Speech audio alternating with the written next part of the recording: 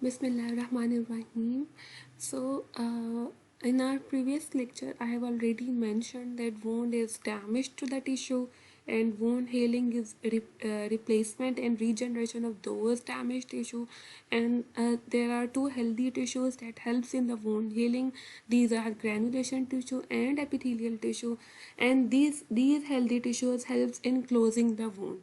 So in this lecture, we will learn about how the wound gets closed with the passage of the time. And in my previous lecture I have mentioned that with the closing of the wound and the wound healing, we measured the size of the wound and compared it with the patient earlier visit.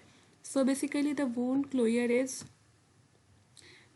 a process through which the wound edges are pulled towards the wound center to close the wound by tissue regeneration.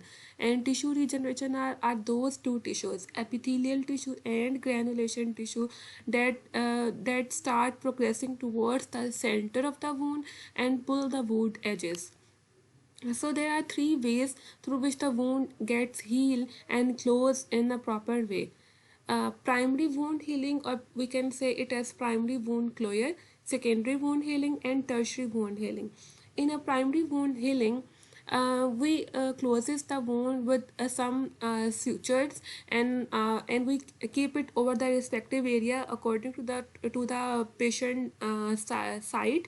And then underline the granulation tissue and epithelial tissue start migrating, and the wound gets closed, and after 10 to 15 days we remove those sutures and the wound is healed with a linear scar. So basically in primary wound healing, we helps in closing the wound by pulling the wound edges towards the center and close it with a suture, and underlying the wound, the phases of the wound healing get started, and from inflammation, proliferation. These two phases of the wound healing helps in the wound closure.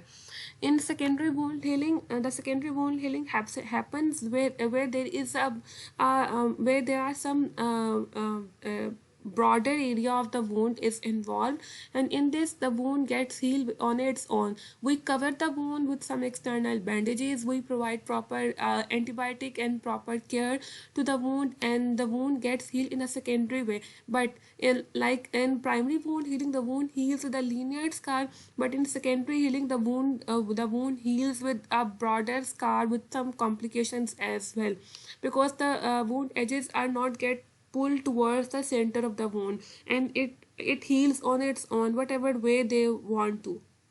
And sometimes in secondary wound healing, the wound usually heals with a hypertrophic scarring as well. In tertiary wound healing, we left the wound for some time to heal the wound on its own, to reduce the inflammation and to remove all types of exudate and to clean the wound. And after some time, we know that the wound is now able to close in a proper way without some complication, and then we closes the wound with some sutures, and left it out for some time. So in primary healing, we helps the wound by pulling the edges toward the center. In secondary healing, due to broader area of the body is involved, the wound heals on its own. And in tertiary healing, secondary healing first happen, and then we helps in closing by pulling the wound edges. In tertiary, both secondary and primary is a healing process is involved. Primary wound healing where not as such loss of tissue, like in traumatic wound and surgical scars and lacerations and first degree burn. Secondary wound healing where there is some degree of tissue loss, like in pressure ulcer, burn, wound dehiscence, and secondary healing takes longer time and heals with scarring, probably hypertrophic scarring with a high rate of complication. Tertiary wound healing where we left it open for secondary healing for the treatment of edema, infection, or exudate, and then we close it with suture, or some other wound closure technique. It can be suture, it can be grafting, it can be other techniques as well. So wound healing is and wound closure happens in three way: primary intention, secondary intention, and third tertiary intention. Primary intention where the wound gets clean and then closes with suture, grafting, or flap closure.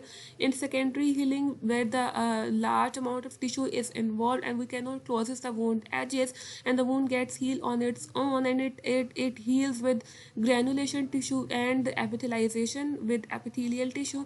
And in tertiary healing where the wound is contaminated, then we left it open for to clean the wound, or to remove infection, edema, and exudate, and then we closes it with some suturing, grafting, or flap. So that's all about the wound closure techniques. Thank you so much.